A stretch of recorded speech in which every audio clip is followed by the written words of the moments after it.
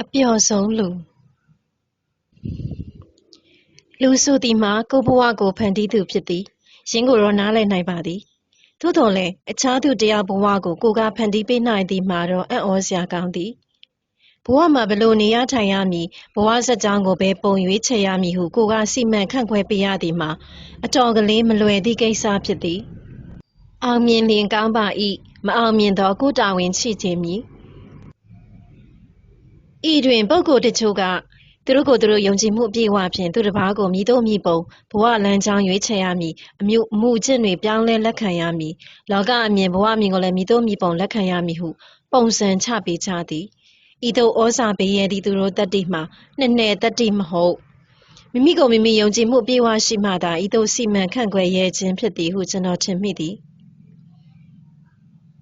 ကျွန်တော်ကသူတို့လိုတတ္တိမျိုးမရှိသူတစ်ပါးကိုဘယ်ပုံနေထိုင်ရမည်ဘယ်လိုဘဝလမ်းကိုရွေးချယ်ရမည်ဟုမပြောရဲ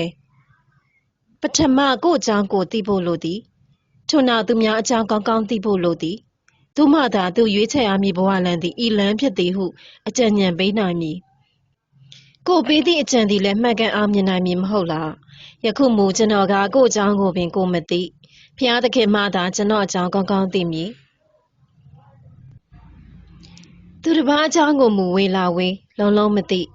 ကိုယ့်အိမ်ဘေကအိမ်နီးချင်းဥပသူဤစိတ်နေစိတ်ထားကဘယ်လိုသူ့အကြံစီကဘယ်သို့သူ့အတွေးခေါ်ကဘယ်လိုဆိုသည်ကိုမှန်းဆရုံသာမှန်းဆနိုင်သည်အမှန်စင်စစ်ကျွန်တော်တို့တဦးချင်းမှာလွင်တီးကောင်အလဲကရဲတိုက်ထက်တွင်အကျဉ်းခံနေရသည့်ဘဝအကျဉ်းသားများဖြစ်ချေသည်ဘဝအကျဉ်းသားများပေါင်းယုံကလူလောကကြီးတစ်ခုဖြစ်တည်လာရသည်ဟုကျွန်တော်ယူဆသည်ကျွန်တော်တို့လိုဘဝတူဘဝအကျဉ်းသားချင်းသည်တဦးနှင့်တဦးအများလက်ခံသည့်ဓလေ့ထုံးစံအမူအရာတို့ဖြင့်ပြောဆိုဆက်သွယ်ကနားလည်မှုယူကြရသည်တို့တိုင်အောင်ကိုယ်ဓလေ့ထုံးစံကိုသူကနားလည်ခြင်းမှလည်းမည်သဘောတူလက်ခံခြင်းမှလက်ခံမည်ကိုကအရေးလက္ခဏာတစ်မျိုးပြလိုက်ရင်သူကတလွဲနားလည်ခြင်းနားလည်မည်သူ့အထိပ္ပယ်သတ်မှတ်ချက်နှင့်ကိုယ်အထိပ္ပယ်သတ်မှတ်ချက်တူခြင်းမှတူမည်ပြီးတော့ဘဝဆိုတာကလည်းတစ်ချိန်တစ်ခါသာကျင်လည်ရတာမျိုးဖြစ်သည်တစ်ခါမှားလျင်တစ်သက်လုံးပြုပြင်လို့မရပြီးတော့အမှားတွေတစ်ခါတလဲလဲလုံးမိတတ်သည်သို့တော်မှားပြီဆိုလျင်ပြင်ဖို့မလွယ်တို့ဖြစ်လျင်ခမားဒီလိုနေဒီလန်ရွေးဟုအကြံပေးရအောင်ကျွန်တော်ကဘယ်သို့သောပုံကိုမျိုးနည်းကျွန်တော်ကိုယ်တိုင်ကအများသူငါလိုအမှားတွေလုံးမိတာရှိပြီးပြုပြင်လို့မရတာတွေကြုံခဲ့ရသူမဟုတ်လားဘဝဆိုသည်မှာမမှန်ကန်ကန်နေထိုင်ဖို့အောင်မြင်ဖို့အလွန်ခက်သည့်အရာဌာနမျိုးဖြစ်ချေသည်ကိုဘဝလမ်းကြောင်းတက်လျှောက်အစဉ်ပြေပြီးအောင်မြင်အောင်မနှဲကြိုးစားရသည်တို့တိုင်အောင်မပြည့်စုံတာတွေလိုချင်တာမရတာတွေတပုံကြီးတို့ဖြစ်ရာအိမ်နီးချင်းကိုခမားဘလို့နေဘယ်လန်းရွေးဟုမညွန့်ကြားမိအောင်မနှဲပင်ထိမ့်ချုပ်ထားရသည်လောကမှာလူအမျိုးမျိုးရှိလေသည်ဘဝလမ်းခီးတွင်အစကားပြီးအနှောင်းသေးကြသူလည်းရှိသည်အစကောင်းတော့လဲအလဲတွင်ဘယ်လန်းရွေးရမည်မသိပဲတွေ့ဝေကအယောင်ယောင်အမှားမှားဖြစ်ရသူတွေလည်းရှိသည်သူတို့အနာဂတ်သည်မကြည်လင်ဘဝခီးလန်းကလည်းကျန်းသည်တို့ဖြစ်ရာတခါတရံတွင်မူစိတ်ထဲကလိုလိုချင်းချင်းမဟုတ်တော့လဲခမားတော့မှားနေပြီဒီလိုနေဒီလိုထိုင်ဒီလမ်းကိုရှာဟုမပြောချင်မဲ့ပြောရသည်တို့ကြုံရသည်သူများဘဝကိုကိုကဇွတ်အတင်းဖန်တီးပေးရသည့်သဘောမျိုးပင်ဖြစ်သည်တခါတလေတော့ကျွန်တော်ဘဝအစ်စ်ပိုင်းမှာအရေးကြီးတဲ့လမ်းဆုံလမ်းကွာရောက်နေပြီဘယ်လမ်းရွေးရမှာလဲအကြံလေးများပေးပါအောင်ဟုတောင်းခံလာသည်တို့နှင့်ကြုံရသည်ထိုအခါကျွန်တော်မှအကြံရခက်လာသည်ဘာကြံပေးရမည်လဲမှန်လျင်ကောင်းပါ၏မှားတော့မခက်ပါလားတခါတော့ကမူကျွန်တော်အကြံပေးသဖြင့်ဘဝလမ်းမှန်ကန်စွာရွေးမိသွားသည့်အဖြစ်မျိုးကြုံရဘူးသည်ထိုစဉ်ကကျွန်တော်မှလူငယ်တစ်ယောက်ဖြစ်သည်လန်ဒန်မြို့ဝီတိုရီယာဘူတာယုံကြီးအနီးအတန်အသင့်ကောင်းမွန်သည့်အိမ်ခန်းတစ်ခု၌ငှားရမ်းနေထိုင်ခိုင်းဖြစ်သည်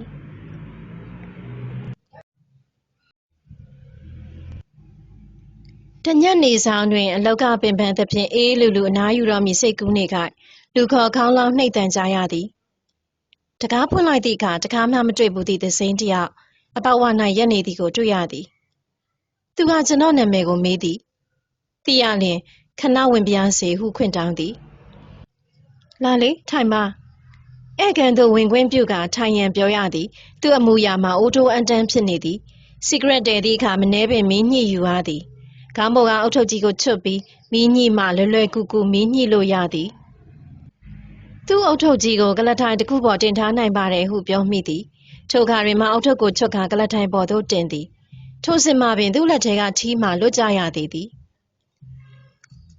အခုလိုလာတွေ့တာဘလို့မှမအောင်မေ့ပါနဲ့နော်နားလည်လိမ့်မယ်လို့မျှော်လင့်ပါတယ်ခင်ဗျာ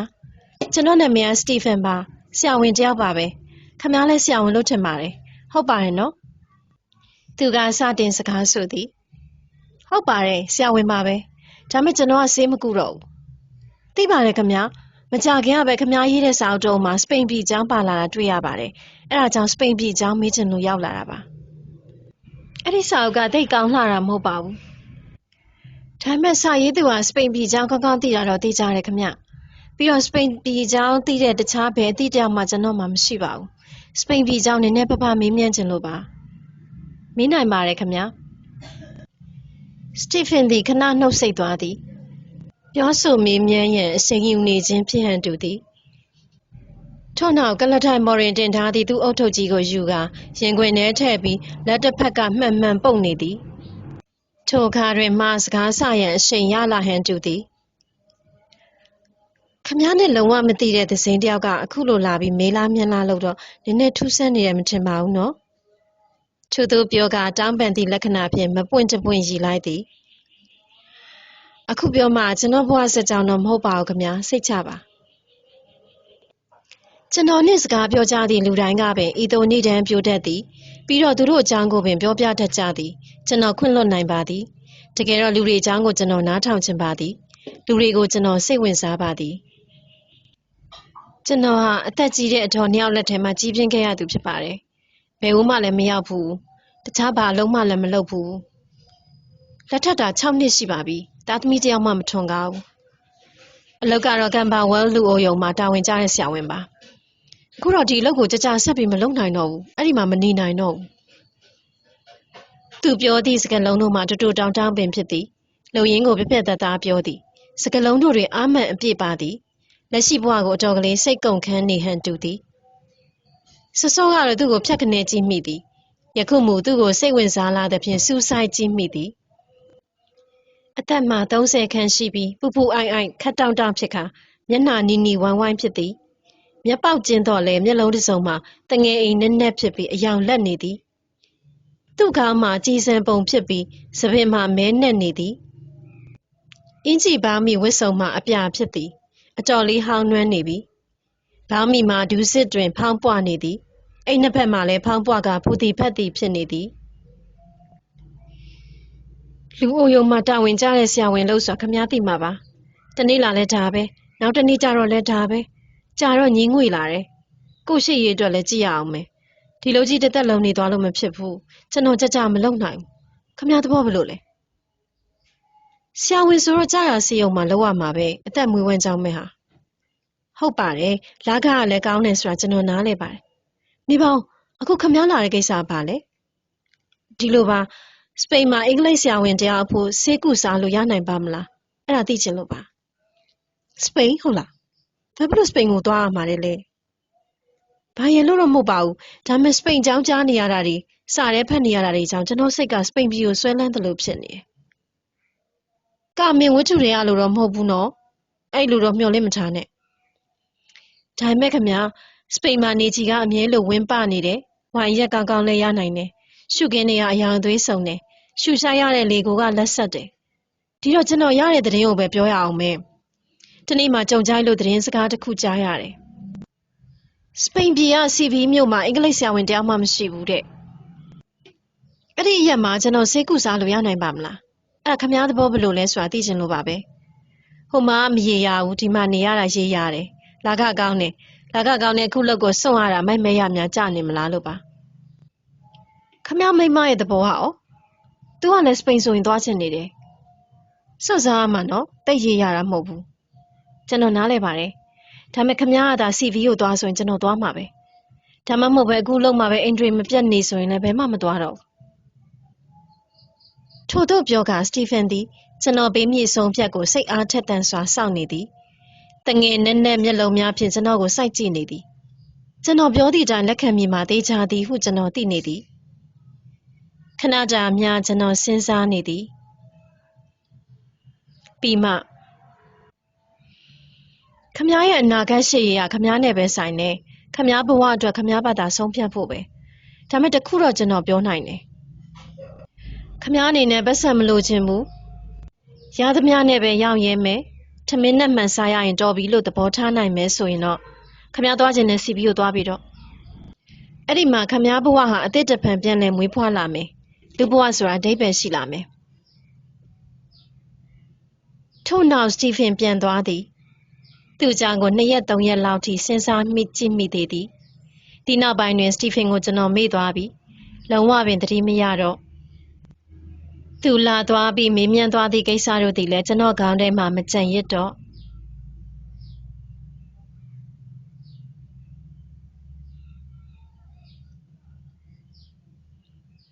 ဒီနောက်15 နှစ်ခန့်အကြာတွင်စပိန်ပြည်စီဘီမြို့သို့ကျွန်တော်ရောက်သွားသည်ဟိုတယ်မှာတဲခုန်နေစဉ်အနည်းငယ်နာမကျန်းဖြစ်သည်နှင့်စီဘီမှာအင်္ဂလိပ်ဆရာဝန်တယောက်တလေများမရှိဘူးလားဟုဟိုတယ်လူလင်လေးကိုမေးဆန်းကြည့်ရသည်ဟိုတယ်လူလင်ကလိပ်စာတစ်ခုပေးသည်တက္ကစီတစ်စီးကိုခေါ်ကထိုဆရာဝန်စီသို့သွားသည်ဆရာဝန်စီရောက်လျင်အိမ်ထဲမှခဝဝလူတယောက်ထွက်လာသည်ကိုတွေ့ရသည်ကျွန်တော်ကိုမြင်လျင်သူသည်ရုတ်တရက်တုံဆိုင်ဆိုင်ဖြစ်သွားသည်ကျွန်တော်ကိုလာတွေ့ရလားအင်္ဂလိပ်ဆရာဝန်ဟာကျွန်တော်ပါပဲကျွန်တော်ကိစ္စကိုပြောပြသည့်အခါသူကအိမ်ထဲသို့ဝင်ရန်ဖိတ်ခေါ်သည်သူနေသည့်အိမ်မှာစပိန်လူသားမန်တို့နေသည့်ရိုးရိုးအိမ်တစ်ခုသာဖြစ်သည်လူနာကြီးသည့်အခန်းမှာလည်းစာအုပ်များသတင်းစာများဆေးပစ္စည်းများဆေးကရိယာများဖြင့်ပွားရှုပ်နေသည်ချုံမြင့်ကွင်းကြောင့်တတော်ဂီလာနာပုဂ္ဂိုလ်မှာအာရော့သွားနိုင်သည်ကျွန်တော်ကိုစမ်းသပ်ကြည့်ရှုကလူသည့်ဆေးကိုပေးသည်ပြီးလျှင်လူနာကြည့်ရှုကဘလောက်ပေးရမည်နည်းဟုကျွန်တော်ကမေးသည်ထို့အခါဆရာဝန်သည်ခေါင်းခါကပြုံးသည်ဆေးဖို့ရောကြည့်ရှုကရောပေးစရာမလိုပါဘူးဘာလို့မြူရမှာလဲခမကျွန်တော်ကဆိုသည်ခမကျွန်တော်ကိုမမှတ်မိဘူးလားကျွန်တော်ဒီရောက်လာတာခမပြောလိုက်တဲ့စကားတစ်ခွန်းကြောင့်ပဲကျွန်တော်ဘဝတစ်ခုလုံးခမပြောင်းလဲပေးလိုက်တာပဲကျွန်တော်စတီဖင်လေသူဘာတွေပြောနေမှန်းကျွန်တော်နားမလည်နိုင်သေးထိုအခါတွင်မှလွန်ခဲ့သည့်15 နှစ်ခန့်ကကျွန်တော်စီလာတွေ့သည့်အကြောင်းကိုပြန်လည်ပြောပြသည်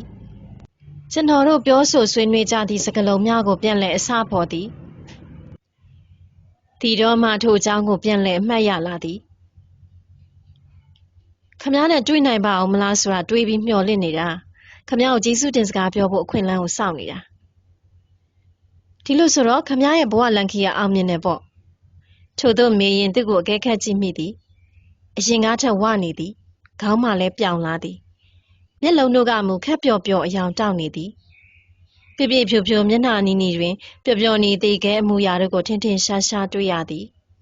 အဝတ်မှမူပွားရောင်ရောင်ဖို့သည်ဖက်သည်ဖြစ်သည်စပိန်အရှုပ်သမား၏လက်ရာကိုအထင်သာတွေ့ရသည်သူ့အုတ်ထုတ်ကြီးမှအနာကကနှင့်ပို၍ကြီးလာသည်စပိန်လူမျိုးတွင်လက်တင်အမေရိကတွင်ဆောင်းလိဆောင်းထားရှိသည့်ဆွမ်ဗရီယိုအုတ်ထုတ်ကြီးမျိုးဖြစ်သည်သူကကျွန်တော်ကိုစိုက်ကြည့်နေသည်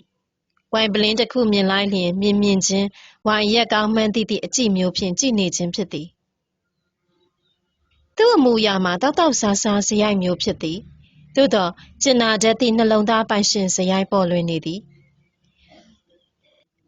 ဥဝတ်တက်ပေါက်ပြီးလူလှိမ့်နေရသည့်လူနာမျိုးကမူသူ့လိုဆရာဝန်စီမှာခွဲစိတ်ကုသဖို့ဝင်လေးခြင်းဝင်လေးမည်သို့တော်လည်းသူ့လိုလူနှင့်ဝိုင်တပလင်လောက်အတူတောက်ရန်ကိုမူဝင်လေးမည်မဟုတ်နေပါဦးခမလက်ထပ်ပြီးသားမဟုတ်လားဟုတ်ပါတယ်ကျွန်တော်မိမလိုက်လာတယ်ဒါမဲ့စပိန်မှာမပျော်လို့ကံပါဝဲကိုပြန်သွားပြီဟိုမှာပဲသူပျော်ပါတယ်ခမအော်ဒါအတွက်တော့စိတ်မကောင်းဗျာသူ့မျက်လုံးအစုံတွင်အရက်မူသမားအပြုံမျိုးအယောင်လက်လာသည်ကိုတွေးလိုက်ရသည်သူ့ပုံပန်းမှာဂရီနက်ပုံပြင်ထဲကဆိုင်လိနက်ဖျားနှင့်တူနေသည်ထင်မိသည်ဘဝဆိုတာပေးဆက်ခြင်းနဲ့အတူရယူခြင်းတွေလည်းအများကြီးရှိပါတယ်နှစ်သိမ့်စုတွေလည်းရှိပါသေးတယ်ခမခတ်တိုးတိုးသူကပြောသည်သူ့စကားမဆုံးမီမှာပင်အသက်30ကျော်သို့တော်ပြိုပြိုမြင့်မြင့်နုနုထွားထွားစပိန်အမျိုးသမီးတစ်ယောက်တကားဝ၌လာရက်သည်တက်မက်ခြင်းစရာအလှပိုင်ရှင်မျိုးဖြစ်သည် စတီဖန်အားစပိန်လိုပြောနေသည်စတီဖန်၏ဇနီးသစ်ဖြစ်သည်မှာယုံမှားစရာမရှိပါအိမ်ရှင်မအစ်စ်ပင်ဖြစ်ပါသည်သို့နှင့်ကျွန်တော်သည်ပြန်ရန်ချကာတကားဝသို့ခြေလှမ်းပြင်လိုက်သည်တကားဝတွင်စတီဖန်ကဤသို့ဆိုလေသည်ကျွန်တော်ဒီရက်ကိုလာမယ်ဆိုတော့ခမည်းပြောတာအမှတ်ရတယ်ပိုက်ဆံမလိုချင်ဘူးရသမျှနဲ့ရောက်ရဲမယ်ထမင်းမှန်မှန်စားရရင်တော်ပြီလို့သဘောထားနိုင်မယ်ဆိုရင်တော့စီဘီကိုခမည်းသွားပြီတော့အဲ့ဒီမှာခမည်းဘွားအသစ်တစ်ဖန်ပြန်လဲမွေးဖွားလာမယ်လူဘွားဆိုတာအဓိပ္ပာယ်ရှိလာမယ်လို့ခမည်းပြောလိုက်တယ်ဟုတ်ပါတယ်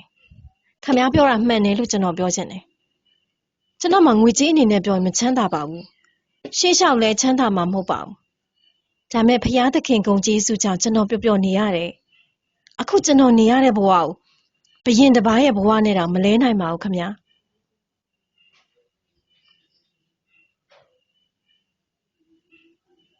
ဘာသာပြန်ဆိုသူကျော်အောင်မူရင်းဆမ်မာဆမ်မွန်ဤ The Happy Man